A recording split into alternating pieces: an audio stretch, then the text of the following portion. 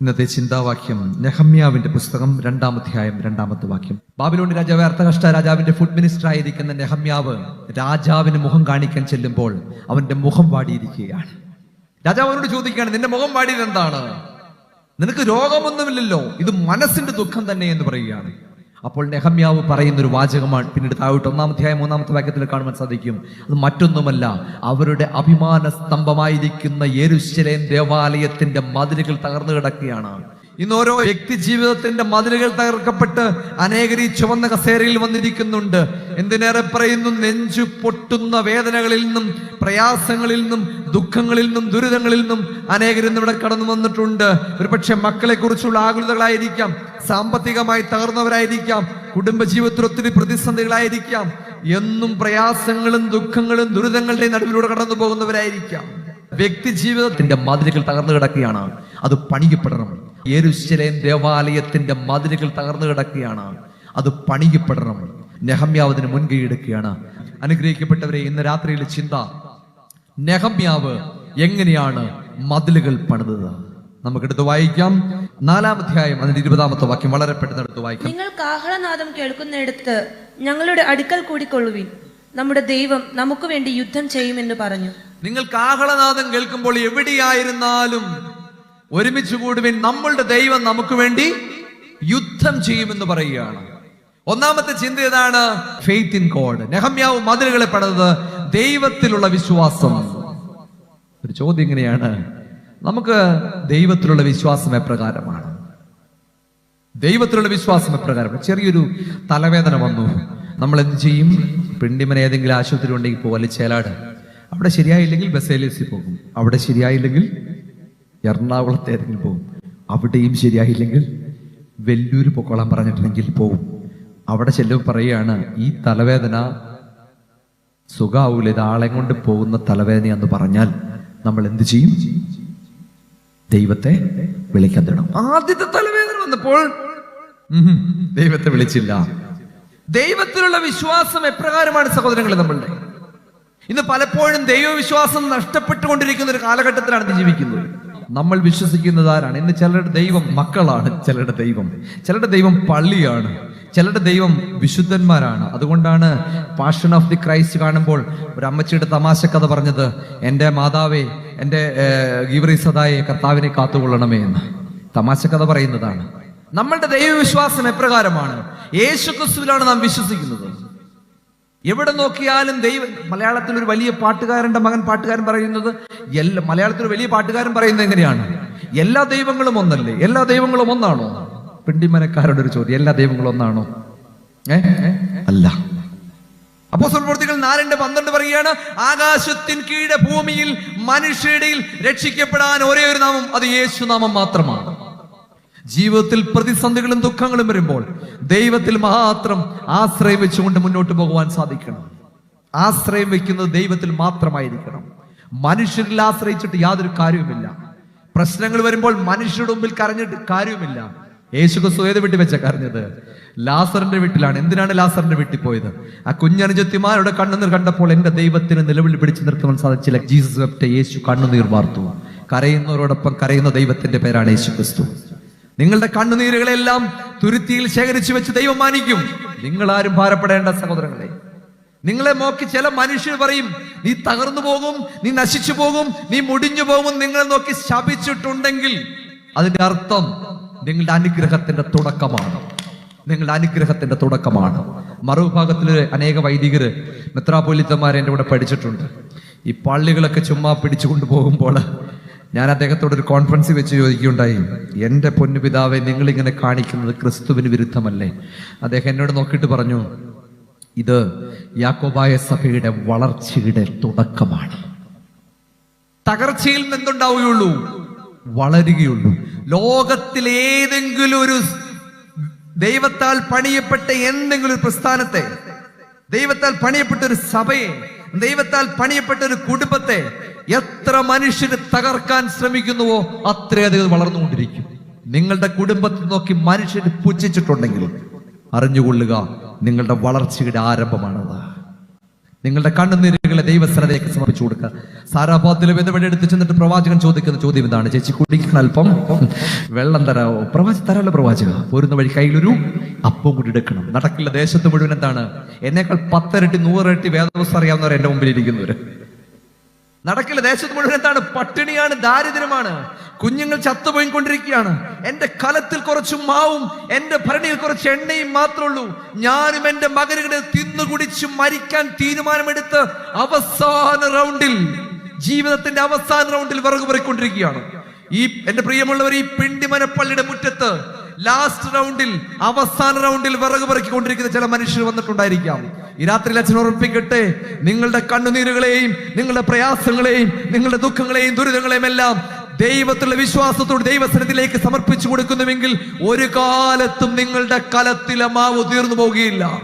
ഒരിക്കൽ പോലും നിങ്ങളുടെ ഭരണിയിലെ എണ്ണ വറ്റിപ്പോവുകയില്ല. അസാധ്യമായ വഴികളിലൂടെ, അസാധാരണ മേഖലയിലൂടെ ദൈവം നിങ്ങൾക്ക് വേണ്ടി ഒരു വഴി തുറക്കും. വിശ്വസിക്കുന്നുവെങ്കിൽ നിങ്ങൾ ദൈവത്തിന്റെ മഹത്വം കാണും. കണ്ണ് കണ്ടിട്ടില്ലാത്ത, ചെവി കേട്ടിട്ടില്ലാത്ത വഴികളിലൂടെ ദൈവം നിങ്ങളെ കൊണ്ടുപോകും. ദൈവത്തിലുള്ള വിശ്വാസം ഏറ്റവും പ്രധാനപ്പെട്ട ഒരു കാര്യമാണ്. വീണ്ടും നമുക്കെടുത്ത് വായിക്കാം 5-ാം അധ്യായം 9-ാമത്തെ വാക്യം. പിന്നെയും ഞാൻ പറഞ്ഞത്, നിങ്ങൾ ചെയ്യുന്ന കാര്യം നന്നല്ല. നമ്മുടെ ശത്രുക്കളായ ജാതികളുടെ നിന്ന ഓർത്തിട്ടെങ്കിലും നിങ്ങൾ നമ്മുടെ ദൈവത്തെ ഭയപ്പെട്ട് നടക്കേ. ജാതികളുടെ നിന്ന ഓർത്തിട്ടെങ്കിലും ദൈവത്തെ ഭയപ്പെട്ട് നടക്കേണ്ടതല്ലയോ? ജാതികളുടെ നിന്ന ഓർത്തിട്ടെങ്കിലും ദൈവത്തെ ഭയപ്പെട്ട് നടക്കേണ്ടതല്ലയോ? ഒന്നാമത്തെ ചിന്ത കണ്ടു നാം ദൈവത്തിലുള്ള വിശ്വാസം, ഫെയ്ത്ത് ഇൻ ഗോഡ്, മതിലുകൾ പണിതത്. രണ്ടാമത് പറയുകയാണ് ദൈവത്തെ ഭയപ്പെട്ട് നടക്കണം.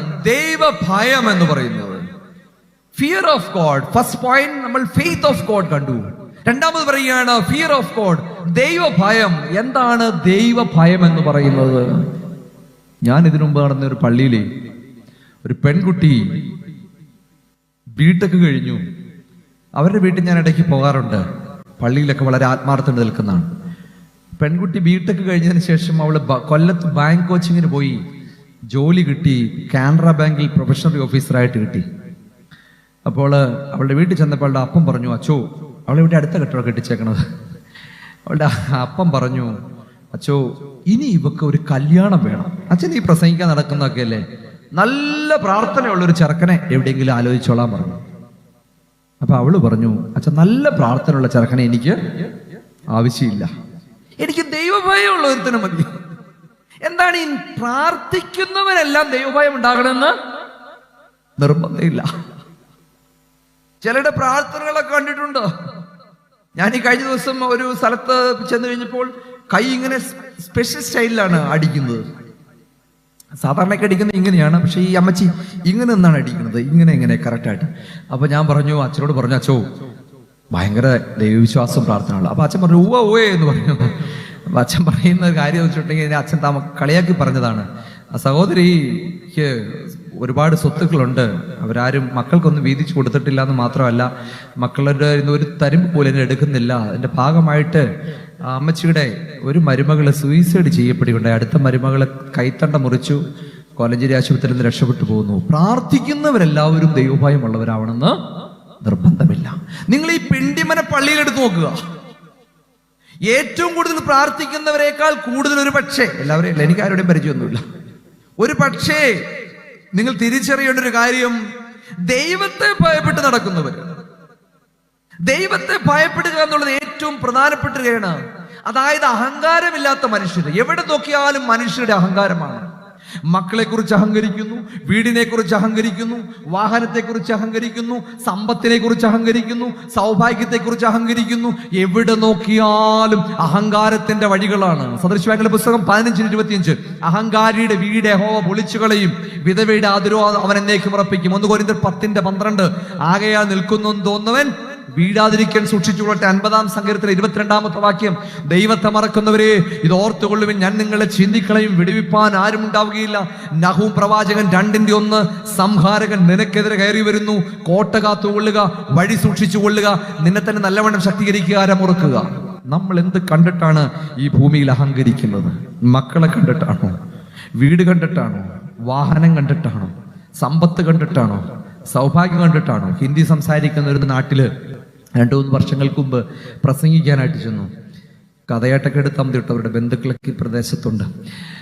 അവിടെ പ്രസംഗം കഴിഞ്ഞ് അടുത്ത വീട്ടിൽ ഒരു ഫ്ലാറ്റിലാണ് താമസിക്കുന്നത്. അടുത്ത വീട്ടിൽ ഇങ്ങനെ പ്രാർത്ഥിക്കാൻ പറഞ്ഞു.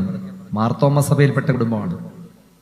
അവിടെ അമ്മച്ചി വളരെ ദുഃഖിതയായിട്ട് നിൽക്കുന്നു. ഞാൻ കാര്യമൊന്നും ചോദിച്ചില്ല. ആരൊക്കെയുണ്ട്?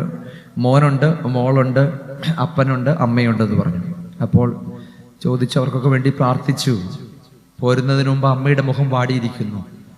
ഒരു ഗ്ലാസ് വെള്ളം തന്നിട്ട് പോരാൻ നേരത്ത് ഇവർക്കൊരു മകനുമാണ്. മകൻ ന്യൂയോർക്കിൽ സെറ്റിൽഡാണ്. മോളുണ്ട്. മോള് നല്ലതുപോലെ പഠിക്കുന്ന കുട്ടിയാണ്. 10th എല്ലാത്തിനും A+ ആണ്. A1 ആണ്. CBSE ആണ്. 12th എല്ലാത്തിനും A1 ആണ്. നീറ്റിന്റെ എക്സാം എഴുതി, ഓൾ ഇന്ത്യ എൻട്രൻസ് എഴുതി 113ാമത്തെ റാങ്ക് കിട്ടി. ഓൾ ഇന്ത്യയിൽ അറിയപ്പെടുന്നൊരു മെഡിക്കൽ കോളേജിൽ അഡ്മിഷൻ എടുത്തു. അഡ്മിഷൻ കിട്ടി 3 മാസം കഴിഞ്ഞപ്പോൾ വയറിന് ചെറിയൊരു വേദനയായി. ഡോക്ടറെ കാണിച്ചു. ടാറ്റ ഇൻസ്റ്റിറ്റ്യൂട്ടിൽ കൊണ്ടുപോകാൻ പറഞ്ഞു. ടാറ്റ ഇൻസ്റ്റിറ്റ്യൂട്ടിൽ കൊണ്ടുപോയി 6ാമത്തെ മാസം തിരിച്ചറിഞ്ഞു CA ആണെന്ന്.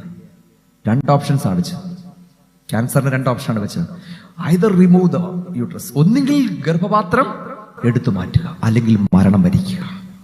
ഈ അമ്മ പറയുന്നൊരു വാചകമുണ്ട്. 20ാമത്തെ വയസ്സിൽ ഗർഭപാത്രം എടുത്തു മാറ്റിയ മകൾ എന്നൊരു ഡോക്ടറായിട്ടൊരു ക്ലിനിക്കിൽ ജോലി ചെയ്യുക. അവൾ വീട്ടിൽ കയറി വരുമ്പോൾ അവളുടെ മുഖത്ത് പോലും ഞാൻ നോക്കാറില്ല അച്ഛൻ. പ്രിയമുള്ളവരെ, പിണ്ടിമനയുള്ളവരോടൊരു കാര്യം പറയുകയാണ് അച്ഛൻ. കൈകൂപ്പി പറയുക, മാവ് പൂത്തു നിൽക്കുമ്പോൾ അഹങ്കരിക്കരുത്, എല്ലാ പൂക്കളും മാമ്പഴമാകുമെന്ന്. അഹങ്കരിക്കരുത്. ദൈവം നൽകിയതിനെല്ലാം ദൈവത്തോട് കരമുയർത്തി നന്ദി പറയണം. ദൈവഭയം ഏറ്റവും പ്രധാനപ്പെട്ട ഒരു കാര്യമാണ്. ദൈവഭയമില്ലാതെ നിൽക്കുന്ന ഒരുപാട് മനുഷ്യരുടെ നമ്മുടെ കൂട്ടത്തിൽ കാണും, നമ്മുടെ സമൂഹത്തിലുണ്ട്. പക്ഷെ യോശുവ പറയുന്നൊരു വാചകം 24:15, ഞാനും എന്റെ കുടുംബമോ ഞങ്ങൾ യഹോവയെ സേവിക്കും. ദൈവത്തിലുള്ള ഭയം ഏറ്റവും പ്രധാനപ്പെട്ടതാണ്. നീറാമുകളിൽ പള്ളിയുണ്ട്, നിങ്ങൾക്കറിയാവുന്ന ഒരു പള്ളിയാണ്. അതിന്റെ ഒരു കുരിശുണ്ട്, മേപ്പാടം ചാപ്പൽ. അതിനും ഒരു ട്രസ്റ്റി ഉണ്ട്. ആ പള്ളിയിൽ ഞാൻ കൺവെൻഷൻ കഴിഞ്ഞിറങ്ങിയപ്പോൾ അവിടുത്തെ ട്രസ്റ്റ് പറഞ്ഞു, അച്ഛൻ്റെ ഭാര്യയ്ക്ക് വേണ്ടി ഒന്ന് പ്രാർത്ഥിക്കണം. ഞാൻ പറഞ്ഞു, വികാരി അച്ഛൻ്റെ പെർമിഷൻ ഇല്ലാതെ ഞാൻ ആർക്കും വേണ്ടി പ്രാർത്ഥിക്കില്ല എന്ന് പറഞ്ഞു. ഏതെങ്കിലും പള്ളിയിൽ പ്രസംഗിക്കാൻ പോയിട്ടുണ്ടെങ്കിൽ ആളുകൾ വിളിച്ചിട്ടുണ്ടെങ്കിൽ ഞാൻ പറയും, വികാരി അച്ഛനെ കൊണ്ട് വിളിപ്പിക്കാൻ പറയും. വേറെ ഒന്നുമല്ല, ആരെ വിളിക്കണമെന്ന് നമുക്ക് പറയാൻ പറ്റില്ല. വികാരി അച്ഛൻ്റെ പെർമിഷനൊക്കെ മേടിച്ചു. ഞാൻ പഠിപ്പിച്ച ഒരു സ്റ്റുഡൻ്റാണ് അച്ഛനായത്. അദ്ദേഹത്തിൻ്റെ പെർമിഷനൊക്കെ മേടിച്ചിട്ട് അവരുടെ പള്ളിയുടെ തൊട്ട് താഴെയാണ് വീട്. അവിടെ ചെന്ന് പ്രാർത്ഥിച്ചു കഴിഞ്ഞപ്പോഴാണ് ഈ ട്രസ്റ്റിയുടെ ഭാര്യ 2 കണ്ണും അറിയാൻ പാടില്ലാത്ത ഒരു സ്ത്രീയാണെന്ന് അറിഞ്ഞ, നേഴ്സാണ്. ഇവരെന്നോട് പങ്കുവെച്ച ഒരു കാര്യം, ഈ വീട്ടിൽ മുളകുപൊടി എവിടെയാണ് വെച്ചതെന്ന് കാഴ്ചയുടെ കാലത്ത് ഞാൻ തിരിച്ചറിഞ്ഞ ആ ഓർമ്മ വെച്ചാണ് ഞാൻ അതെടുക്കുന്നത്. ഗ്യാസിന്റെ ലൈറ്റർ എവിടെയാണെന്ന് കാണുന്നുണ്ടായിരുന്നപ്പോൾ അറിയാവുന്ന സ്ഥലത്തൊന്നും ഗ്യാസിന്റെ ലൈറ്റർ മാറ്റില്ല. എന്നെ ദുഃഖിപ്പിച്ചൊരു കാര്യമാണ്. ഞാൻ ആ പള്ളി കഴിഞ്ഞിട്ട് ആ വീട്ടിൽ പ്രാർത്ഥിച്ചിട്ട് നേരെ മുകളിലോട്ട് ബൈക്കിൽ കയറി വന്നിട്ട് മേപ്പാടം ചാപ്പലിന്റെ ഫ്രണ്ടിൽ നിന്നിട്ട് ഫ്രണ്ടിലോട്ട് നടക്കാൻ തുടങ്ങി. കണ്ണടച്ച് പിടിച്ചു. നിങ്ങളെല്ലാവരും ഒന്ന് വീട്ടിൽ ചെന്നിട്ട് ഒരു 10 ചുവട് കണ്ണടച്ച് പിടിച്ച് നടക്കണം. കണ്ണിന്റെ വില എന്താണെന്ന് നാം തിരിച്ചറിയും. ഒരു കാര്യത്തെക്കുറിച്ചും അഹങ്കരിക്കരുത്. ദൈവത്തിലുള്ള ഭയം ഏറ്റവും പ്രധാനപ്പെട്ട ഒരു കാര്യമാണ്. ദൈവഭയം പ്രധാനപ്പെട്ട ഒരു കാര്യമാണ്. 2-3 മാസങ്ങൾക്ക് മുമ്പ് ഷാജി താമരച്ചാലുള്ള ഷാജി അച്ഛൻ്റെ കൂടെ ഞാൻ കല്ലാപ്പാറ അച്ഛൻ്റെ ചേട്ടൻ്റെ മകൻ്റെ, നിങ്ങൾക്ക് എല്ലാവർക്കും അറിയാം കല്ലാപ്പാറ അച്ഛൻ, ജസ്റ്റ് കസിൻ ചേട്ടൻ്റെ മകൻ്റെ വീട്ടിൽ ഞാൻ ചെന്ന് വെള്ളിയുണ്ടായി. ഒരു ആൺകുട്ടി അവിടെ കിടക്കുന്നുണ്ട്. IELTS കഴിഞ്ഞ് UK പോയതാണ്. വീണ്ടും 2ാമതും ചിക്കൻ ബോക്സ് പിടിച്ച് ബ്രെയിൻ ഡെത്തായി കിടക്കുന്ന കുട്ടി. ജീവിതത്തിലൊരിക്കും വർണ്ണങ്ങളുടെ ലോകത്തിലേക്ക്, കാഴ്ചകളുടെ ലോകത്തേക്ക്, ഉല്ലാസങ്ങളുടെ ലോകത്തേക്ക് തിരിച്ചു വരാനാവാത്ത പതുക്കെ ഈ ലോകത്തിൽ നിന്ന് യാത്രയായിക്കൊണ്ടിരിക്കുന്ന അവസ്ഥ. എണീറ്റ് നടക്കുമ്പോൾ നമ്മൾ വിചാരിക്കും, ഭൂമിയിലെ ഏറ്റവും മിടുക്കനായ ഞാനാണ്. ഈ മിടുക്കൻ ബഹുമാനപ്പെട്ട പ്രിൻസ് അച്ഛൻ, റോമിൽ നിന്ന് ഡോക്ടറേറ്റ് നേടിയവൻ, കഴിവുള്ളവൻ, വിദ്യാഭ്യാസമുള്ളവൻ. ഇതിനൊക്കെ വെറും കടലാസ് കഷ്ണങ്ങളുടെ വിലയുള്ളൂ. എത്ര ഡോക്ടറേറ്റ് എടുത്താലും ഒരു പുരോഹിതന് ആത്മാക്കളെ നേടാനുള്ള യോഗ്യതയില്ല. മറിച്ച് ദൈവത്തിന്റെ ദാനമാണ്. നമ്മുടെ ജീവൻ എന്ന് പറയുന്നത് ദൈവത്തിന്റെ പിച്ചയാണ്. അത് പലരും മറന്നു പോവുകയാണ്. ഒരു കാര്യത്തെക്കുറിച്ച് നമ്മൾ അഹങ്കരിക്കരുത്. ഹാഗാർ എപ്പോഴാണ് കരഞ്ഞത്? എപ്പോഴാണ് കരഞ്ഞത്? തുരുത്തി പറ്റിയപ്പോഴാണ്. പിണ്ടിമനയിൽ തുരുത്തി പറ്റിക്കഴിഞ്ഞാൽ ഏത് വമ്പനും കിടന്ന് നിലവിളിക്കും. തുരുത്തി പറ്റിപ്പോകാതെ കരമുയർത്തി ദൈവത്തോട് പ്രാർത്ഥിക്കുക. ദൈവഭയം ഏറ്റവും പ്രധാനപ്പെട്ട ചിന്തയാണ്. 2 ചിന്തകൾ കണ്ടു. ഒന്ന്, ഫെയ്ത്ത് ഇൻ ഗോഡ്, ദൈവത്തിലുള്ള വിശ്വാസം. നമ്പർ 2, ഫിയർ ഓഫ് ഗോഡ്, ദൈവഭയം. മൂന്നാമതൊരു ചിന്ത കൂടെ എടുത്ത് വായിക്കാം. 5-ാമത്തെ അധ്യായത്തിന്റെ 10-ാമത്തെ വാക്യം. എന്റെ സഹോദരന്മാരും എന്റെ ഭൃത്യന്മാരും അവർക്ക് ദ്രവ്യവും ധാന്യവും കടം കൊടുത്തിരിക്കുന്നു. നാം ഈ പലിശ ഉപേക്ഷിച്ച് കളക. നിങ്ങൾ ഇന്ന് തന്നെ അവരുടെ നിലങ്ങളും മുന്തിരിത്തോട്ടങ്ങളും ഒലിവുതോട്ടങ്ങളും വീടുകളും മടക്കി കൊടുപ്പിൻ. ദ്രവ്യം, ധാന്യം, വീഞ്ഞ്, എണ്ണ എന്നിവയിൽ 100 വീതം നിങ്ങൾ അവരോട് വാങ്ങി വരുന്നതും അവർക്ക് ഇളച്ചു കൊടുപ്പിൻ. മതി.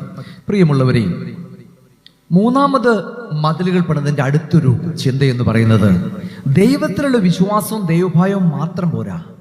നെഹമ്യാവ് പറയുകയാണ്, നിങ്ങൾ അന്യാധീനമായി സമ്പാദിച്ചതെല്ലാം വിട്ടുകൊടുക്കാൻ പറയുകയാണ്. ഒരു ശുദ്ധീകരണം നടത്തുവാൻ പറയുകയാണ്. വിശുദ്ധീകരണത്തിന് ഹീബ്രു വേർഡ് എന്ന് പറയുന്നത് കാദേശ് എന്നാണ്. അതിന്റെ അർത്ഥം എന്താണ്? ഇംഗ്ലീഷിലോട്ട് ട്രാൻസ്ലേറ്റ് ചെയ്യുമ്പോൾ, കാദേശ് ഇംഗ്ലീഷിൽ ട്രാൻസ്ലേറ്റ് ചെയ്യുമ്പോൾ 2 മീനിങ് കിട്ടുന്നത്. ഇന്റേണൽ ആൻഡ് എക്സ്റ്റേണൽ സാങ്ക്ടിഫിക്കേഷൻ, ബാഹ്യവും ആന്തരികവുമായ വിശുദ്ധീകരണം.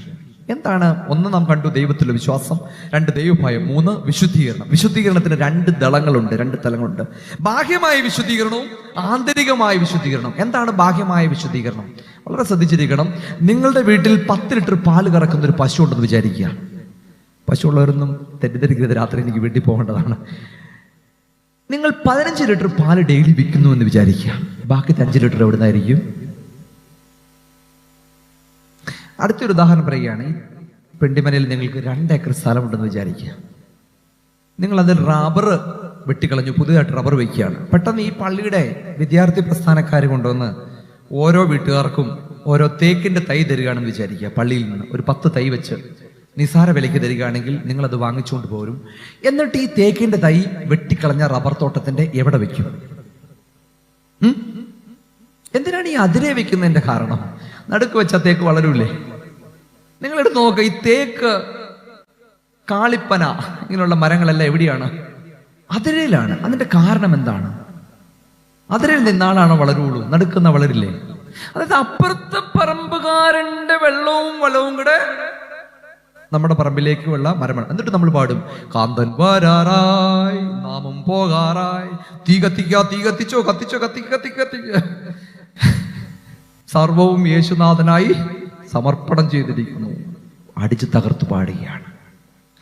ഈ മൈക്ക് കിട്ടിയിട്ടുണ്ടെങ്കിൽ നമുക്ക് ആർക്കും പ്രസംഗിക്കാൻ പറ്റും, ഉപദേശിക്കാനും സാധിക്കും. പക്ഷെ പ്രവൃത്തി പലപ്പോഴും അതില്ല.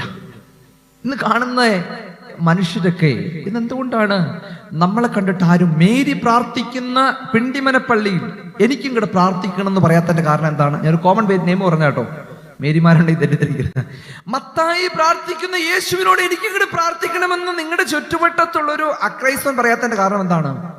മത്തായി പ്രാർത്ഥിച്ചിട്ട് പ്രയോജനമില്ല.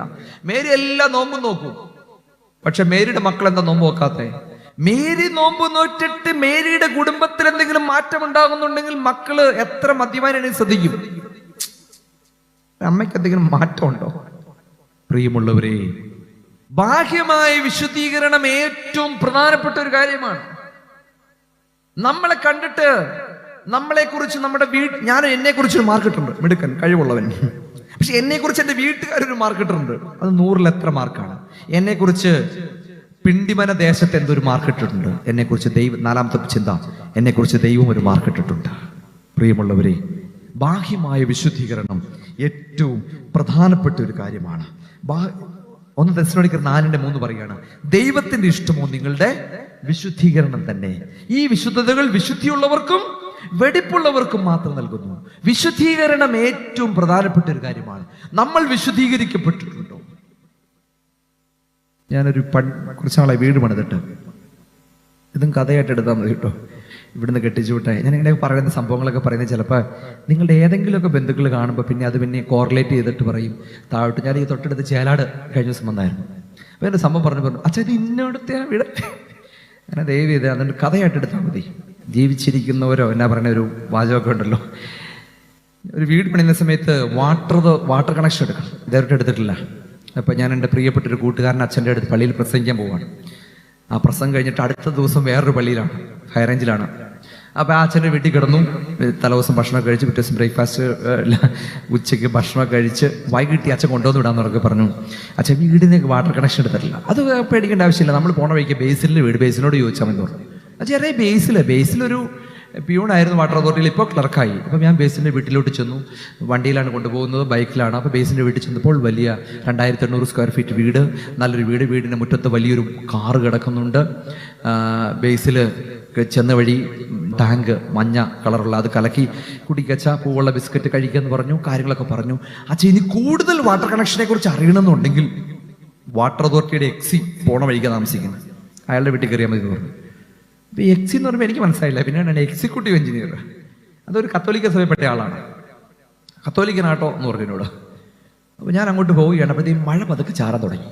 ആ മനുഷ്യന് വീട്ടിൽ ചെന്ന് കഴിഞ്ഞപ്പോൾ വീടിൻ്റെ അകത്ത് കയറി മഴ പെയ്യാൻ തുടങ്ങി. പെട്ടെന്ന് ഈ എക്സിക്യൂട്ടീവ് എഞ്ചിനീയറുടെ ഭാര്യ കൊണ്ടുവന്ന് കുറേ പാത്രങ്ങളുമായിട്ട് വന്ന് വീട് ഇരിക്കുന്ന സൈഡിൽ മുഴുവൻ വെക്കാൻ തുടങ്ങി. അപ്പോൾ ഇടയ്ക്ക് അച്ഛനൊന്ന് മറികെ ഇങ്ങോട്ട് നിൽക്കാൻ പറഞ്ഞു. എനിക്ക് ഭക്ഷണം തരാനൊന്നുമല്ല, ഈ മുകളിൽ നിന്ന് വീഴുന്ന വെള്ളം കടന്നു വന്നിരിക്കുന്ന യാക്കോബായ അച്ഛൻ്റെ മേത്ത് ചാടാതിരിക്കാൻ വേണ്ടിയാണ്. ഇത് ഒരു കട്ടൻ കാപ്പിയൊക്കെ ചുക്ക് കാപ്പിയൊക്കെ ഉണ്ടാക്കി തന്നിട്ട് മക്കള് 4 5 കണ്ടു, 4 വീണ്ടും ഒരു കുഞ്ഞുങ്ങളുടെ ഉണ്ടായിട്ട് 5 കുഞ്ഞുങ്ങളാണ്. 5 കുഞ്ഞുങ്ങളുടെ മനുഷ്യനാണ്. നിങ്ങളൊക്കെ മക്കൾ കൂടുതലുള്ളവരെ പരിഹസിക്കരുത്. കാരണം നാഗൂബിലെ ഫിലിക്സിനസ് പറയുകയാണ്, കുഞ്ഞുങ്ങൾ കൂടുതലുള്ളവരെ പരിഹസിച്ചാൽ തലമുറയിൽ നിന്ന് കുഞ്ഞിക്കാല് കാണിക്കില്ല എന്നാണ് പറഞ്ഞേക്കണം. അതുകൊണ്ട് നമ്മൾ കുഞ്ഞുങ്ങൾ കൂടുതലുള്ളവരൊന്നും പരിഹസിക്കരുത്. അവരുടെ സഭയുടെ നിയമം അനുസരിച്ച് 5 കുഞ്ഞുങ്ങൾ വേണമെന്നാണ്. അത് അദ്ദേഹം സഭാ നിയമം അനുസരിച്ചു. നമ്മുടെ ഇവിടെ ഒരു നിയമം വന്നിട്ടുണ്ടെങ്കിൽ വെണ്ടിമലയിൽ എത്ര പേര് പാത്രികസ്വാഗൻ ഒരു കൽപ്പന കൊടുത്താൽ ചോദിക്കുന്നൊരു ചോദ്യമാണ്, പാത്രികസ്വാഗൻ ചിലവിന് കൊടുക്കുമെന്ന് വരെ ചോദിച്ചെന്നിരിക്കും. ഈ മനുഷ്യൻ ഈ കാര്യങ്ങളൊക്കെ പറഞ്ഞു കഴിഞ്ഞതിന് ശേഷം പോരാൻ നേരത്ത് ഞാൻ ഈ മനുഷ്യനോട് ചോദിക്കേണ്ടാത്തൊരു ചോദ്യം, സാറേ ഈ വീടൊക്കെ വളരെ മോശമായി കിടക്കുമല്ലേ, ഒന്ന് പണിയാൻ പറ്റില്ല വെച്ചപ്പോൾ അച്ഛൻ പറഞ്ഞു, അച്ഛൻ 1 മിനിറ്റ്, എനിക്ക് 4 5 കുഞ്ഞുങ്ങളാണ്. ഈ കുഞ്ഞുങ്ങളെല്ലാം ഞാൻ ഇംഗ്ലീഷ് മീഡിയത്തിൽ വിട്ട് പഠിപ്പിക്കുന്നു. എനിക്ക് അപ്പനുണ്ട്, അമ്മയുണ്ട്, അപ്പൻ്റെ പെങ്ങളുണ്ട്, കെട്ടിച്ചുവിട്ടിട്ടില്ല. ഇവർക്കെല്ലാം ഞാൻ കാര്യങ്ങളെല്ലാം നടത്തുന്നു. കൃത്യമായി ദശാംശം കൊടുക്കുന്ന ആളാണ്. ദശാംശം ആർക്ക് അവകാശപ്പെട്ടതാണ്? ദൈവത്തിന്. അത് നമുക്കറിയാം. ദൈവത്തിന് ഉദ്ദേശിച്ച ആർക്കാണ്? പാവങ്ങൾക്കാണോ? വേദപുസ്തകം എന്താ പറയുന്നത്? ഒരിക്കലുമല്ല. ദശാംശം അവകാശപ്പെട്ട് ദേവാലയത്തിനും ദൈവത്തിന്റെ അഭിഷിക്തന്മാർക്കുമാണ്. ഇദ്ദേഹം പറയുകയാണെങ്കിൽ ദശാംശം കൊടുക്കുന്നു, പിന്നീട് 10-1 ഞാൻ ദരിദ്രരെ സഹായിക്കുന്നു. 69,000 രൂപ ശമ്പളം കിട്ടുന്ന ആളാണ്. സർവീസിൽ കയറിയിട്ട് 21 വർഷമായി. മാസം ഒരു 5,000-6,000 രൂപ കിട്ടും. അതുകൊണ്ട് ഈ വീട് പണിയാൻ എനിക്ക് സാധിക്കുമെന്ന് തോന്നുന്നില്ല. ഈ മനുഷ്യൻ പറയുന്ന ഒരു കാര്യം ഇതാണ്. അത് പറയാൻ വേണ്ടി ഇത്ര ഇൻട്രൊഡക്ഷൻ പറഞ്ഞു നിങ്ങളോട്. ഞാൻ സർവീസിൽ കയറിയിട്ട് 21 വർഷമായി. കുഞ്ഞുങ്ങളെല്ലാം തടുത്തു കൂട്ടിയിട്ട് ഈ മനുഷ്യൻ പറയുകയാണ്, അനേക കാര്യങ്ങൾ ചെയ്തു കൊടുത്തിട്ടുണ്ട്. പക്ഷെ ഒരുവന്റെ ഒരു മൊട്ട് സൂചി പോലും ഞാൻ പ്രതിഫലമായി കൈപ്പറ്റിയിട്ടില്ല. ഗവൺമെന്റ് ജോലി ചെയ്യുന്ന ചിലരെങ്കിലും ഇവിടെ വന്നിട്ടുണ്ടായിരിക്കാം, ബിസിനസ് ചെയ്യുന്നവർ വന്നിട്ടുണ്ടായിരിക്കാം, കൃഷി ചെയ്യുന്നവർ വന്നിട്ടുണ്ടായിരിക്കാം, പ്രൈവറ്റ് സെക്ടർ ജോലി ചെയ്യുന്നവർ വന്നിട്ടുണ്ടായിരിക്കാം. ലാഭം എടുക്കേണ്ടെന്ന് അച്ഛൻ ഒരിക്കലും ഈ മൈക്കിൽ കൂടെ പറയുന്നില്ല. പക്ഷെ ദൈവം നിനക്ക് നിശ്ചയിച്ചു തന്നതിനപ്പുറത്തായിട്ട് ഒരുവന്റെ ഒരു മൊട്ട് സൂചിയെങ്കിലും നിന്റെ കുടുംബ സ്വത്തിലുണ്ടോ? നിന്റെ സഹോദരന്റെ സ്വത്ത് നിന്റെ കുടുംബ സ്വത്തിനോട് ചേർത്ത് വെച്ചിരിക്കുകയാണോ? സഹോദരിക്ക് അവകാശപ്പെട്ട സ്വത്ത് നിന്റെ കുടുംബ സ്വത്തിൽ ചേർത്ത് വെച്ചിരിക്കുകയാണോ? തലമുറ അനുഭവിക്കില്ല എന്നാണ് സഭ പഠിപ്പിക്കുന്നു. വേദപുസ്തകം സഭ പറയുന്നത് ഇങ്ങനെയാണ്, അന്യായമായി സമ്പാദിച്ചു കൂട്ടുന്നവനോട് സ്വർണം തൂക്കുന്ന ത്രാസിൽ തലമുറയോട് പകരം ചോദിക്കും. വേദപുസ്തകം പറയുകയാണ്, ജെറമ്യായുടെ പുസ്തകം 17:11, ന്യായമായിട്ടല്ല ധനം സമ്പാദിക്കുന്നവൻ താനിടാത്ത മുട്ട പൊരുന്നിരിക്കുന്ന തിത്തിരി പക്ഷിയെ പോലെയാണ്. അവന്റെ മധ്യായുസ് അവൻ വിട്ടുപോകും, ഒടുവിൽ അവൻ ഭോഷനായി തീരും. ആവർത്തനം 25:15, നിന്റെ ദൈവമായ യഹോവ നിനക്ക് തരുന്ന ദേശത്ത് നിന്റെ അളവ് പാത്രങ്ങളും തൂക്കക്കട്ടികളും വിശുദ്ധമായിരിക്കട്ടെ. പുറപ്പാട് 20:4-5 വാക്യങ്ങളിലൂടെ, പിതാക്കന്മാരുടെ തെറ്റുകൾക്ക് 3ഉം 4ഉം തലമുറ ഞാൻ പകരം ചോദിക്കും, എന്റെ കൽപ്പനകൾ അനുസരിച്ച് ജീവിക്കുന്നുവെങ്കിൽ 1000 തലമുറ അനുഗ്രഹിക്കപ്പെടുമെന്നാണ്. ബാഹ്യമായ വിശുദ്ധീകരണം ഏറ്റവും പ്രധാനപ്പെട്ടതാണ്. നിങ്ങളുടെ മനസ്സിന്റെ ഉള്ളിലോട്ട് ചേർന്ന് ചിന്തിച്ചു നോക്കുക. ആർക്കെങ്കിലും അവകാശപ്പെട്ട സ്വത്ത്, ഒരു തുണ്ട് വസ്തു നിന്റെ കുടുംബ സ്വത്തിൽ ഇന്ന് നീ കിടക്കുന്നതിലുണ്ടെങ്കിൽ ഈ ഒരു തീരുമാനമെടുക്കണം. നിന്റെ മക്കൾ സ്വസ്ഥതയോടെ അനുഭവിക്കണമെന്നുണ്ടെങ്കിൽ, സക്കായിയുടെ വീട്ടിലേക്ക് കർത്താവ് എന്നപ്പോൾ സക്കായി പ്രൈസിലോടല്ല പറഞ്ഞത്, ഹല്ലേലൂയ അല്ല പറഞ്ഞത്. സക്കായി പറഞ്ഞത് എന്താണ്? അന്യായമായി സമ്പാദിച്ചു കൂട്ടിയത് ഞാൻ തിരികെ കൊടുക്കും. ഹല്ലേലൂയ. തിരികെ കൊടുക്കും. തിരികെ കൊടുക്കാൻ തയ്യാറാകണം. ബാഹ്യമായ വിശുദ്ധീകരണം ഏറ്റവും പ്രധാനപ്പെട്ട ഒരു കാര്യമാണ്. വീണ്ടും കടന്നു വരട്ടെ, ആന്തരികമായ വിശുദ്ധീകരണം. ആന്തരികമായ വിശുദ്ധീകരണം എന്താണ്? ശ്രദ്ധിച്ചു നിൽക്കുക. ഇതൊരു വഴിയാണ്. പള്ളി ഒരു വശത്ത് പ്രകൃതിയുടെ മനോഹാരിതകൾ നിറഞ്ഞ കുന്നിൻ ചെരുവുകൾ, പക്ഷികൾ ചേക്കേറുന്നു, മാൻപേടകൾ ഓടി നടക്കുന്നു. മറുവശത്ത് അർദ്ധനഗ്നരായ സ്ത്രീ പുരുഷന്മാർ മദ്യപിച്ച് മതോന്മത്തരായി മ്ലേച്ഛത കാണിക്കുകയും മ്ലേച്ഛത ചിന്തിക്കുകയും മ്ലേച്ഛത പ്രവർത്തിക്കുകയും ചെയ്യണം. നമ്മൾ ഈ വഴിയിലൂടെ യാത്ര ചെയ്യുമ്പോൾ ശ്രദ്ധിക്കേണ്ട, മുഖത്തേക്ക് നോക്കി, ഈ രണ്ട് കണ്ണ് എങ്ങോട്ട് നോക്കിപ്പോകും? ഈ കണ്ണെന്ന് പറയുന്ന ആരുടെ കണ്ണാണ്? ഉൽപ്പത്തി പുസ്തകം പറയാണ്, സ്വന്തം രൂപത്തിലും ഛായയിലും സൃഷ്ടിച്ചു എന്നാണ്. എന്റെ പ്രിയമുള്ളവരെ, കണ്ണുകൊണ്ടുള്ള പാപം ദൈവം കുമ്പസാരത്തിലൂടെ അല്ലാതെ പൊറുക്കുകയില്ല. തെറ്റ് ചെയ്യാത്തവരാരും ഈ പിണ്ടിമന പള്ളിയുടെ മുറ്റത്ത് വന്നിരിക്കുന്നില്ല സഹോദരങ്ങളെ. 10 കൽപ്പനയും തെറ്റിക്കാത്ത ആരെങ്കിലും ഇവിടെ കൈപൊക്കാം? ആരുമില്ല. അപ്പൊ ചിലർ അച്ഛൻ, ഞാനൊരു കൊലപാതകത്തിന് പോയിട്ടേ ഇല്ല, ഒരുവന്റെ തകർച്ചയ്ക്ക് വേണ്ടി ചിന്തിക്കുന്നില്ല. അതിന്റെ പേര് വേദപുസ്തകം പറയുന്നത് എന്താണ്? കൊലപാതകം. ഈ മനസ്സിലൊരു മ്ലേച്ഛത ചിന്തിച്ചാൽ വേദപുസ്തകം വ്യക്തമായി പറയുകയാണ്, അതിന്റെ പേര് കൊടുത്തിരിക്കുന്നതാണ് വ്യഭിചാരം. 10ൽ നിന്ന് 10ലേക്ക് പോകാനല്ല ദൈവം നമ്മളെ വിളിച്ചിരിക്കുന്നത്. നിന്നോട് തന്നെ ഞാൻ പാപം ചെയ്തു, നിന്റെ തിരുമുമ്പിൽ ഞാൻ തിന്മകൾ ചെയ്തു. ദാവീദ് പറഞ്ഞതുപോലെ പറയാൻ സാധിക്കണം. ഒരു സത്യ കുമ്പസാരത്തിന് വേണ്ടി ഒരുങ്ങണം. നമ്മളുടെ കുമ്പസാരങ്ങൾ എങ്ങനെയാണ്? ഞാനിതിനു മുമ്പ് നടത്തിക്കൊണ്ടുവന്ന ഒരു പള്ളി, തോട്ടുപുറം പള്ളി. തോട്ടുപുറം നിങ്ങൾ കേട്ടണമെന്ന് എനിക്കറിയില്ല, മംഗലത്താഴ്. അപ്പൊ അവിടുത്തെ യൂത്ത് അസോസിയേഷന്റെ ഒരു ചെറുക്കൻ വന്ന് എന്നോട് ചോദിച്ചു, അച്ഛാ എനിക്കൊരു സംശയമുണ്ടേ, ഈ കത്തോലിക്ക സഭയായിട്ട് ചില ബന്ധങ്ങളൊക്കെ ഉണ്ടാക്കിയിട്ടില്ല നമ്മൾ, വിവാഹം വിളിച്ചു കൊല്ലാൻ അങ്ങോട്ടും ഇങ്ങോട്ടും കുറെ ബന്ധങ്ങളുണ്ട്, പോവാ. അതുകൊണ്ട് എനിക്കൊരു സംശയമുണ്ട്, നമ്മൾ ഈ കത്തോലിക്ക അച്ഛന്മാരുടെ അടുത്ത് പോയി കുമ്പസാരിച്ചാൽ കുഴപ്പമുണ്ടോ എന്ന് ചോദിച്ചു. നിയമം എങ്ങനെയാണ്? അവർക്ക് പള്ളി ഇല്ലാത്തടത്ത് അവരുടെ ആളുകൾക്ക് നമ്മുടെ പള്ളിയിൽ വന്ന് കുമ്പസാരിക്കാൻ കുർബാന അനുഭവിക്കാം. നമുക്ക് പള്ളി ഇല്ലാത്തടത്ത് അവരുടെ അച്ഛന്മാരുടെ അടുത്ത് പോയി കുമ്പസാരിക്കാം, കുർബാന അനുഭവിക്കാം. ഇതാണ് നിയമം. ഞാനൊന്ന് ആലോചിച്ചിട്ട് പറഞ്ഞു, ഇവൻ ഒരിക്കലും കുമ്പസാരിച്ചായിട്ട് എനിക്ക് തോന്നുന്നില്ല. ഞാൻ പറഞ്ഞു, നീ പൊക്കോടാന്ന് പറഞ്ഞു. പൊക്കോണേ കുഴപ്പമില്ല, നീ പോണേ കുഴപ്പമില്ല. ഇപ്പൊ കുറച്ചു നേരം കഴിഞ്ഞപ്പോൾ പറഞ്ഞു, വേറെ ചെറുക്കം വന്നു, ഞാനും കൂടെ പൊക്കോട്ടെ എന്ന് ചോദിച്ചു. അപ്പൊ വേറൊരുത്തം വന്നിട്ട് പറഞ്ഞു, ഞാനും കൂടെ ഒന്ന് പോകട്ടെ എന്ന് പറഞ്ഞു. ഇങ്ങനെ വന്ന് ഒരു 10-12 പേര് ഒരു വണ്ടിയിൽ പോവുകയാണ്. കൂത്താട്ടുകുളത്ത് ദേവമാത എന്ന് പറയുന്നൊരു ഹോസ്പിറ്റലുണ്ട്, നിങ്ങൾക്കറിയാതെ എനിക്കറിയില്ല. അവിടുത്തെ ചാപ്പലിൻ അച്ഛൻ്റെ അടുത്താണ് പോകുന്നത്.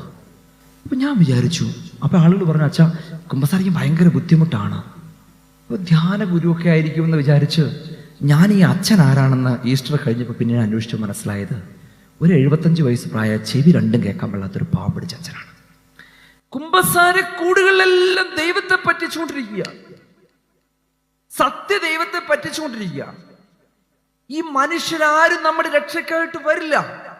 പ്രിയമുള്ളവരെ, വിശുദ്ധ കുമ്പസാരം ഏറ്റവും പ്രധാനപ്പെട്ട ഒരു കാര്യമാണ് ആന്തരികമായ വിശുദ്ധീകരണത്തിന്. നിങ്ങൾ ഏതെങ്കിലും വഴിയിൽ തെറ്റിപ്പോയിട്ടുണ്ടെങ്കിൽ, ഏതെങ്കിലും അവസ്ഥയിൽ പാപം ചെയ്ത് ഹൃദയത്തെ മലിനമാക്കിയിട്ടുണ്ടെങ്കിൽ, ഈ കസേരയിൽ എഴുന്നേൽക്കുന്ന ഒരു തീരുമാനമെടുക്കണം, വിശുദ്ധീകരിക്കപ്പെടണം. എത്ര കാലം ഈ പാപവും ഹൃദയത്തിൽ വെച്ചുകൊണ്ട് മുന്നോട്ട് ജീവിതം കൊണ്ടുപോകും? എത്ര കാലം? ഒരു പക്ഷേ ഇവിടെ വന്നിരിക്കുന്ന ചിലരെങ്കിലും ജനിച്ച കാലം മുതൽ ഇന്ന് വരെയും ഒരു പുരോഹിതന്റെ അടുത്ത് പോലും തുറന്നു പറയാത്ത ഏതെങ്കിലും രഹസ്യപാപങ്ങൾ ഹൃദയത്തിലുണ്ടോ? രഹസ്യം എനിക്കും എൻ വീട്ടുകാർക്ക് പാടുന്ന പാട്ടിന്റെ താഴോട്ട് വായിക്കുമ്പോൾ പാടാൻ സമയമില്ല. പ്രിയമുള്ളവരെ, തിരിച്ചറിയുക, ഒരു സത്യകുമ്പസാരം. നിങ്ങൾ ഇന്ന് അനുഭവിക്കുന്ന വേദനകൾക്ക്, പ്രയാസങ്ങൾക്ക്, ദുഃഖങ്ങൾക്ക് നിങ്ങൾക്ക് അറിയുന്ന അച്ഛൻ വേണമെന്നില്ല, കൈവപ്പള്ളി ഏതെങ്കിലും പുരോഹിതന്റെ അടുത്ത് പോയി നിങ്ങൾക്ക് കുമ്പസാരിക്കാം, വിശുദ്ധീകരണം പ്രാപിക്കാം. 3 ചിന്തകൾ നമ്മൾ കണ്ടു. ഫെയ്ത്ത് ഇൻ ഗോഡ്, ദൈവത്തിലുള്ള വിശ്വാസം. ഫിയർ ഓഫ് ഗോഡ്, ദൈവഭയം. 3 സാങ്ക്ടിഫിക്കേഷൻ, വിശുദ്ധീകരണം. 2 തരങ്ങൾ കണ്ടു. ഇന്റേണൽ, ആന്തരികമായ വിശുദ്ധീകരണം. എക്സ്റ്റേണൽ, ബാഹ്യമായ സാങ്ക്ടിഫിക്കേഷൻ, വിശുദ്ധീകരണം. 4ാമതൊരു ചിന്ത കൂടി പറഞ്ഞ് ഞാൻ അവസാനിപ്പിച്ചുകൊള്ളാം. 8-ാം അധ്യായം അതിന്റെ 6ാമത്തെ വാക്യം. 8-ാം അധ്യായം അതിന്റെ 6ാമത്തെ വാക്യം. ജനമൊക്കെയും കൈ ഉയർത്തി ആമേൻ ആമേൻ എന്ന് പ്രതിവചനം പറഞ്ഞു വണങ്ങി സാഷ്ടാംഗം വീണ് യഹോവയെ നമസ്കരിച്ചു. 3 ചിന്തകൾ നാം കണ്ടു. ദൈവത്തിലുള്ള വിശ്വാസം, ദൈവഭയം, വിശുദ്ധീകരണം. ഇത് മാത്രം പോരാ. എസ്ര സാഷ്ടാംഗം കിടന്ന് യഹോവയെ നമസ്കരിച്ചു. യഹോവയെ ആരാധിച്ചു. അതിന്റെ കറക്റ്റ് ട്രാൻസ്ലേഷൻ ഇങ്ങനെയാണ്, ആരാധിച്ചു. നാലാമത്തെ ചിന്ത, ദൈവത്തിലുള്ള ആരാധന, വർഷിപ്പ് ഗോഡ്. ദൈവത്തിലുള്ള ആരാധന. മതിലുകൾ പണിയണമെന്നുണ്ടെങ്കിൽ ദൈവത്തിലുള്ള ആരാധന പ്രധാനപ്പെട്ടതാണ്. താമരക്കാട് എന്ന് പറയുന്നൊരു പള്ളിയുണ്ട്, തോട്ടുപുറം പള്ളിയുടെ അടുത്താണ്. വിദേശത്തുള്ള ഒരാൾ എന്നെ വിളിച്ചിട്ട് പറഞ്ഞു, അച്ചോ എൻ്റെ മോന്റെ വിവാഹമാണ്, എനിക്കൊരു കൂത്താട്ടുകുളത്ത് നല്ലൊരു ഹോളില്ല, താമരക്കാട് പള്ളിയുടെ ഹോള് ബുക്ക് ചെയ്യണം, ഞായറാഴ്ചയാണ്. ഞാൻ അവിടുത്തെ കത്തോലിക്ക സഭയിൽ അച്ഛനോട് എന്ന് പറഞ്ഞു, അച്ഛോ എൻ്റെ പള്ളിയിലെ ഒരാളാണ്, പുള്ളിക്കാരൻ ഗൾഫിലാണ്, മോന് കല്യാണമാണ്, ഹോള് വേണമെന്ന് പറഞ്ഞു. തരില്ല അച്ഛാന്ന് പറഞ്ഞു. ഹോളിന് എന്നാ വാടക? ഹോളിന് 20,000 രൂപയുള്ളൂ, അത് 50,000 രൂപയുടെ ഹോളാണ്, വലിയൊരു ഹോളാണ്, പക്ഷെ ഞായറാഴ്ച തരില്ല. ഞാൻ പുള്ളിക്കാരനെ വിളിച്ചിട്ട് പറഞ്ഞു, അത് തരാൻ ബുദ്ധിമുട്ടാന്ന് പറഞ്ഞു. പുള്ളി പറഞ്ഞു, അച്ഛാ കുറച്ചുകൂടി ഒന്ന് റേറ്റ് കൂട്ടി നോക്കാൻ പറഞ്ഞു. ഞാൻ പറഞ്ഞു, അച്ഛാ 50,000 എന്നുള്ളത് 1,00,000 രൂപ വന്നേക്കാന്ന് പറഞ്ഞു. ഒറ്റയടിക്ക്. ഇയാൾ കാശുള്ള ആൾ പറഞ്ഞു 1,15 ലക്ഷം രൂപ വരെ പറഞ്ഞിട്ട് അച്ഛൻ പറഞ്ഞു, 1 കോടി തരാന്ന് പറഞ്ഞാലും ഞായറാഴ്ച ഈ ഹോൾ വിട്ടു തരില്ല. എന്താ കാരണം എന്നറിയോ? താമരക്കാട് പള്ളിയിൽ നിങ്ങൾ അന്വേഷിച്ചു നോക്കുക. ഞായറാഴ്ച ഞങ്ങളുടെ കുട്ടികളെ വേദപാഠം പഠിപ്പിക്കുന്ന ദിവസമാണ്. ഞായറാഴ്ച വിശുദ്ധമാണ്. ഇവിടെ ആഘോഷങ്ങളില്ല, ഇവിടെ ദൈവത്തിന് വേണ്ടിയുള്ള പ്രാർത്ഥനകളാണ്. നമ്മളുടെ ദേവാലയങ്ങളിൽ നമ്മൾ എടുത്തു നോക്കുക, ഞായറാഴ്ച എപ്രകാരമാണ് ആചരിക്കുന്നത്? വിശുദ്ധ കുർബാന അനുഭവത്തിലൂടെ നാം പോകുന്നുണ്ടോ? നമ്മൾ എപ്പോഴാണ് ഈ പള്ളിയിലേക്ക് വരുന്നത്? പിണ്ടിമന പള്ളിയുടെ ബലിപീഠത്തിന് നിന്റെ വീടിട്ടിരിക്കുന്ന വില എത്രയാണ്? ഞാൻ ഈ കഴിഞ്ഞ ദിവസം പള്ളി വരാത്തൊരു വീട്ടിൽ വിളിച്ചു. ഇന്ത്യ കൊച്ചു പിള്ളേരെ കണ്ടില്ല, നേരത്തെ കണ്ടല്ലോ. പള്ളിയിൽ ആരൊക്കെ വരാത്തതെന്ന് ഞാൻ കുറച്ച് ഇടകയുള്ളതുകൊണ്ട് ചോദിക്കും. അപ്പോൾ പറഞ്ഞു, അച്ഛോ ഞായറാഴ്ച ഒരു ദിവസമല്ലേ, അവർ ചിരേരം കിടന്നുറങ്ങിക്കോട്ടെ. 7:30 8 മണിക്ക് ഇവിടെ കുർബാന ആരംഭിക്കുന്നത് വിചാരിക്കുക.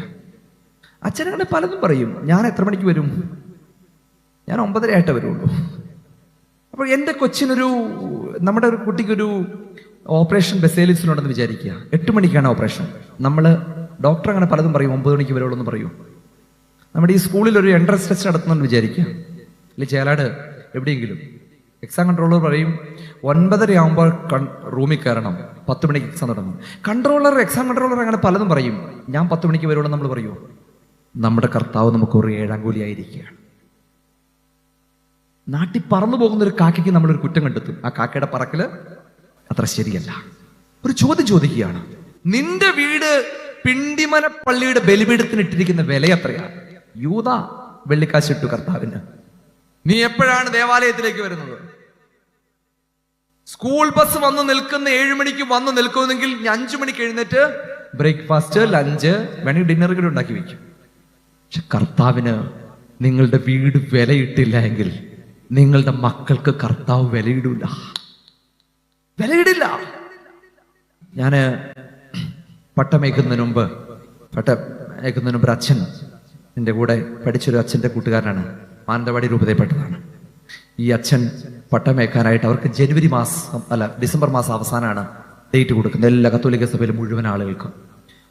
അപ്പോൾ പട്ടമേൽക്കാനായിട്ട് ഡേറ്റ് കൊടുത്തു. ഭയങ്കര സന്തോഷത്തോടെ നിൽക്കുകയാണ്. അവർക്ക് കുറിയടിക്കും.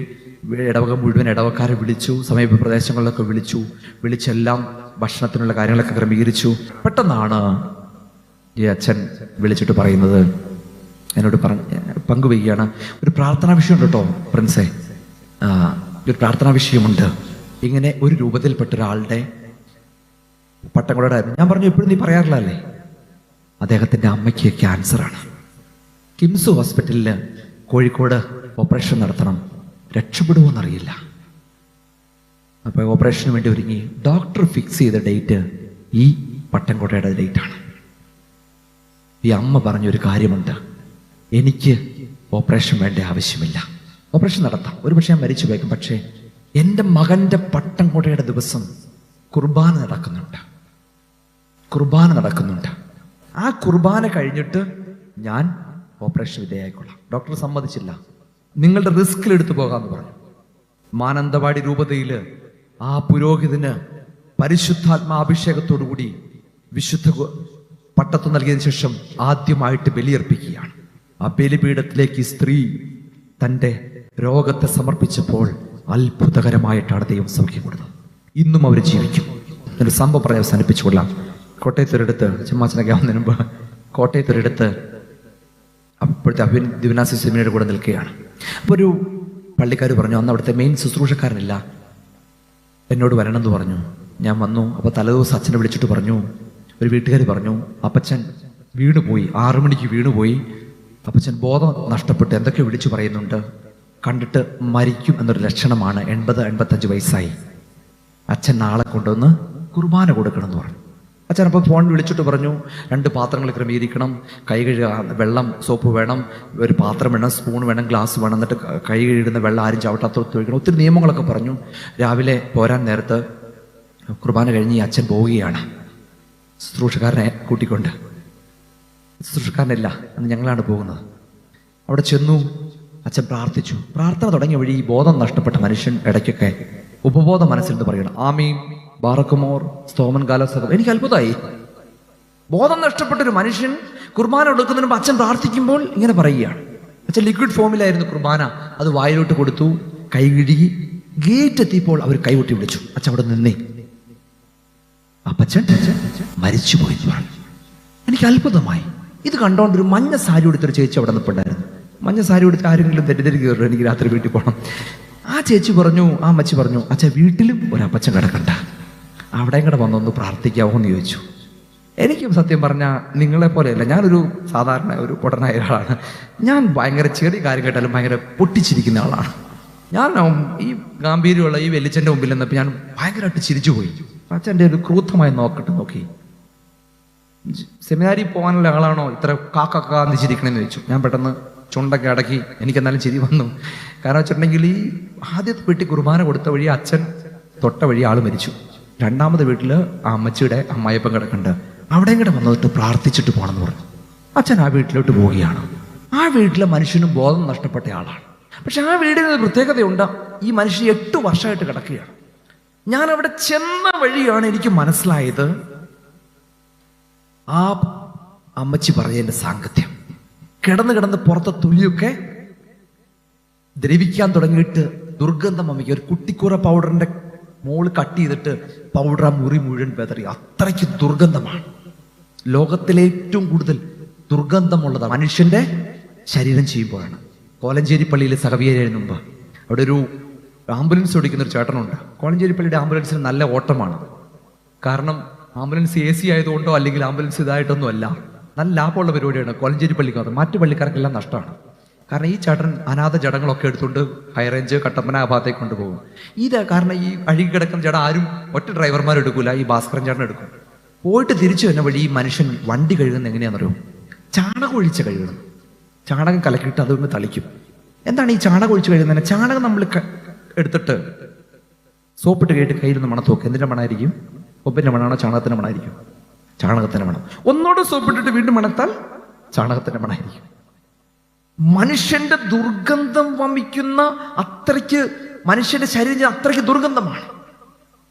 പ്രിയമുള്ളവർ, ഈ കിടക്കുന്ന മനുഷ്യന്റെ അടുത്ത് അച്ഛൻ പ്രാർത്ഥിക്കാൻ തുടങ്ങിക്കഴിഞ്ഞപ്പോൾ വായിൽ നിന്ന് മറ്റേ വീട്ടിൽ നിന്ന് ആമീൻ ബാറക്കുമോറ വരുന്നത്. ഈ മനുഷ്യന്റെ ബോധം നഷ്ടപ്പെട്ടാണ്. പക്ഷെ ഈ മനുഷ്യന്റെ വായിൽ നിന്ന് വരുന്നത് ഷാപ്പിൽ പോലും കേട്ടിട്ടില്ലാത്ത പച്ചത്തെറിയെ വിളിച്ചു പറയണം. ഇവരെ 2 പേരെ അറിയാവുന്ന ഒരു അമ്മച്ചി വടിയും കുത്തിപ്പിടിച്ച് വന്നിട്ടുണ്ട്, 90 വയസ്സുള്ള. ഈ അമ്മച്ചി പങ്കുവെച്ചൊരു സാക്ഷ്യമാണ്. ഞാൻ കുർബാനയുടെ മഹത്വത്തെക്കുറിച്ച് പറയാം. ഇവർ 2 പേരും ഒരേ കാലഘട്ടത്തിൽ ജീവിച്ചിരുന്നത്. ആദ്യത്തവൻ 6 മക്കളെയും കൂട്ടിക്കൊണ്ട് മണ്ടക്കാട് പള്ളിയിലോട്ട് 5 കിലോമീറ്റർ നടന്നു പോകും. വണ്ടി കൊണ്ട്, പക്ഷെ വണ്ടിക്കൂലിക്ക് പൈസയില്ല. തിരിച്ചു പോന വഴി ഭക്ഷണത്തിന് വൈകില്ലാത്ത അടുത്ത ഇളയ കൈക്കുഞ്ഞ് കരയുമ്പോൾ ചുറ്റുവട്ടത്തുള്ള വീട്ടിൽ നിന്ന് കഞ്ഞിയുടെ വെള്ളം മേടിച്ചു കൊടുക്കും. ഏറ്റവും ആദ്യം പള്ളിയിൽ ഇവർ വരും, ഏറ്റവും അവസാനം പോകുള്ളൂ. ആദ്യത്തവന്റെ മക്കളൊക്കെ നല്ല നിലയിലാണ്. 2ാമത്തവൻ ഞായറാഴ്ച ഒരു പ്ലാസ്റ്റിക് കൂട് എടുത്തുകൊണ്ടിറങ്ങും. എന്തിനാന്ന് നിങ്ങൾക്കറിയാം. ഇപ്പോൾ അത് കോൾഡ് സ്റ്റോറേജിലും കിട്ടുന്നതുകൊണ്ട് കുഴപ്പമില്ല. എൻ്റെ പ്രിയമുള്ളവരെ, അച്ഛൻ ഇത് പറയാൻ കാരണം, നിങ്ങൾക്ക് ഈ നാട്ടിലെ എല്ലാ കുടുംബത്തെക്കുറിച്ചും നമുക്കൊരു കുറ്റം കാണും. അമ്മായിപ്പനെ അമ്മായിമ്മയൊക്കെ അങ്ങ് വിടുന്നേ, അപ്പനെ അമ്മയങ്ങ് മാറ്റി നിർത്ത്. നീയും നിന്റെ ജീവിത പങ്കാളിയും മക്കളും പള്ളിയിൽ എത്ര മണിക്കാണ് വരുന്നത്? എത്ര മണിക്കാണ് വരുന്നത്? ഒരു ചോദ്യമാണ്. പ്രിയമുള്ളവർ, ഞാൻ ഓർമ്മിപ്പിക്കും. കാരണം വിശുദ്ധ കുർബാന അനുഭവത്തിലൂടെ പോകണം, ദൈവവുമായിട്ടുള്ള ബന്ധത്തിലായിരിക്കണം. 4 ചിന്തകൾ നാം കണ്ടു. ദൈവത്തിലുള്ള വിശ്വാസം, ദൈവഭയം, വിശുദ്ധീകരണം, ദൈവത്തിലുള്ള ആരാധന. ജീവിതത്തിൽ ദൈവസന്നിധിയിലേക്ക് നാം ചേർന്ന് നിൽക്കുവാൻ സാധിക്കണം.